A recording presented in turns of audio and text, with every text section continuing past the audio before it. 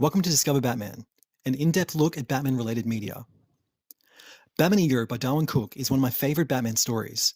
It wonderfully deconstructs the duality of the character, Bruce Wayne the billionaire playboy, and Batman the creature of the night. The storytelling is operatic, with dynamic action, heartfelt moments, and a triumphant ending. The artwork is colorful and vibrant, reminiscent of Batman the Animated Series. Batman does battle with his most terrifying enemy, himself. Batman Ego was Darwin Cook's first project for DC Comics. He wanted to tell a unique story that explored the depths of Batman's psychology. Rather than do battle with the Joker, or Scarecrow, or Two-Face yet again, want to tell a story where Bruce Wayne and Batman battle themselves.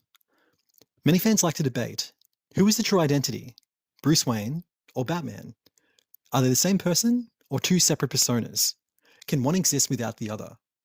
Let's take a look at the story and find out. Following a severe psychological trauma, Batman returns to the Batcave, overcome with grief. While apprehending a criminal earlier that evening, Batman had discovered he was indirectly responsible for the murder of a wife and daughter before witnessing the suicide of the husband and father. Staring up at a photograph of his parents on the Bat computer, Bruce, having taken off his cape and cowl, pours out his heart to them. He remembers the vow he made to his parents, to ensure what happened to him would never happen to anyone else again. Tonight he failed that vow. He failed as he sees it to honor the memory of his parents. Just as Bruce is about to abandon his mission, a shadowy figure emerges in the Batcave. Towering over him stands a horrific, nightmarish bat. Bruce is having an existential crisis, and this bat-like creature represents his greatest fears. The bat shows Bruce a seminal moment from his childhood. It's Christmas morning, the manor is well decorated, and the Wayne family are exchanging gifts. A young Bruce joyfully unwraps a Zorro action figure, declaring it the best Christmas ever. Dr. Thomas Wayne, his father, is gifted a necktie from his son, while his mother Martha is gifted a beautiful pearl necklace from both her husband and her son. They're a happy family. Their home is filled with love, joy, and the Christmas spirit. However, that evening, during Christmas dinner, Thomas is called away to make a house call. Bruce, upset by his father's sudden departure, is thrilled when he's asked to accompany him. On the drive there and back, we get two conversations between Bruce and his father. Firstly, Bruce asks his father why his mother cried when she was gifted the necklace. His father explains some people cry when they're happy and laugh when they're sad. Bruce says he doesn't understand. His father tells him someday he will. Bruce, at this young age, does not understand the complexities of the human heart. Emotions are very black and white for him. He does not yet know how much of his life he will spend having to hide his emotions. Secondly, Bruce and his father talk about death. Sadly, Thomas was unable to help the patient he was called out to, and when Bruce had wandered into the room and stood by his father's side, he witnessed the man's slow, agonizing death. The first but not the last time Bruce would be in the presence of death. On the drive home, Bruce asks his father if he and his mother will someday die. His father tells him yes, they will, but not to worry, it won't be for a long time. Now, if you know the origin of Batman, Bruce's parents are murdered in front of him when he is still a child. His father could not have known this was a promise that will soon be broken. The Bat tells Bruce that even before his parents' death, he was a part of him. But it was the night of their murder, when young Bruce's world was shattered, that the bat-like creature took hold in his heart. After the vow he made to his parents, young Bruce, with tireless dedication, developed his body and his mind. Channeling all the pain, anger, and fear inside of him, he shared it with those who preyed on the innocent, the defenseless. He became the Batman. The Bat praises how magnificent they were, stalking criminals from the shadows, but scolds Bruce for his need for companionship. Bruce says the mission requires help from others, like Commissioner Gordon, his only friend in the Gotham City Police Department. The Bat says he was talking about Robin, the boy wonder, Batman's sidekick and Bruce's ward. Does the mission needlessly put him in harm's way? Could Bruce live with himself if something were to happen to him? Could he live knowing he was responsible for his death? Bruce says he trusts Robin to take care of himself, but the Bat questions if he really believes that. When Bruce won't answer, the Bat turns to the many criminals Batman has seemingly inspired. Is Batman responsible for the chaos and destruction they have brought to Gotham City? Will he ever take accountability for their crimes? And then there's the Joker. How much longer can he let that monster live? Batman was partly responsible for his creation, and now the Joker has tallied up more deaths than all of his other enemies combined.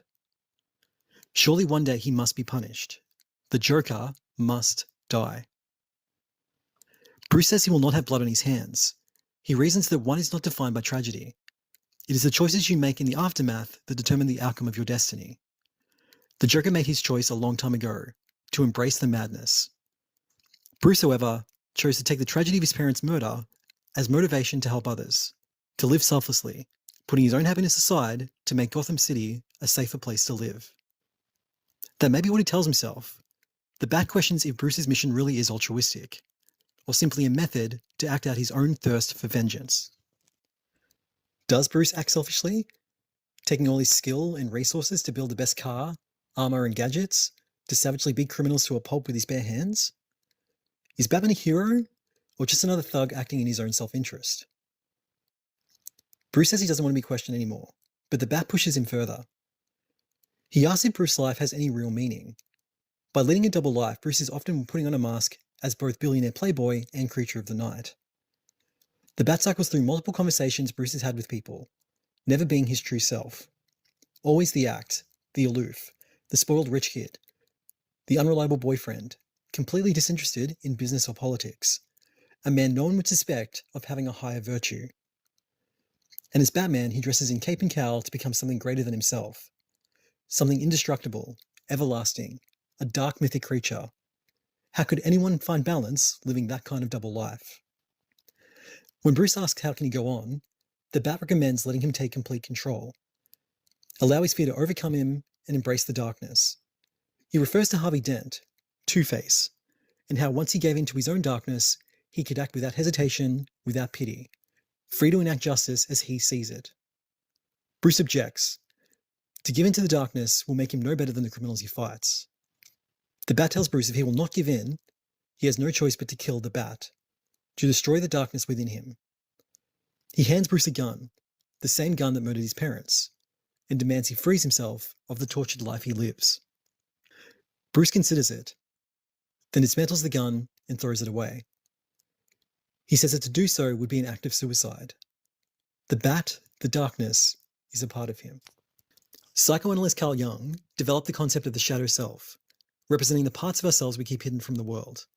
Fear, loneliness, sadness, rage, violence, passion, cruelty, and desire. To quote Bruce Wayne from Batman Forever, "We are all two people, one in daylight and one we keep in shadow." The shadow self is not to be cured or healed. It is a part of your identity, and when it's repressed or denied, very harmful things can happen to you and those around you. To embrace your shadow self is not to give in to the darkness. Rather, it is to find a balance. If Bruce can remember the vow he made to his parents and keep the darkness in check, he can be both Bruce Wayne and Batman. He can have a balance. To quote Batman from Batman Forever, "I am both Bruce Wayne and Batman. Not because I have to be, no, because I choose to be." To look at it from another perspective, Sigmund Freud, the founder of psychoanalysis, theorized that every personality is composed of three separate elements: the id, the ego, and the superego. Batman represents the id, striving for gratification in justice. Bruce Wayne, the socialite, represents the superego, upholding the highest moral standards. But what about the ego? That is, after all, the title of the story. The ego acts as a mediator, a balance between the two other elements. I believe the ego is Bruce, the orphan child, who devoted his life to fight injustice and do right by the world. That is his true identity. The fundamentals of Batman ego can be applied to many other Batman stories. Whether dark and brooding or lighthearted and campy, the essence of Batman endures.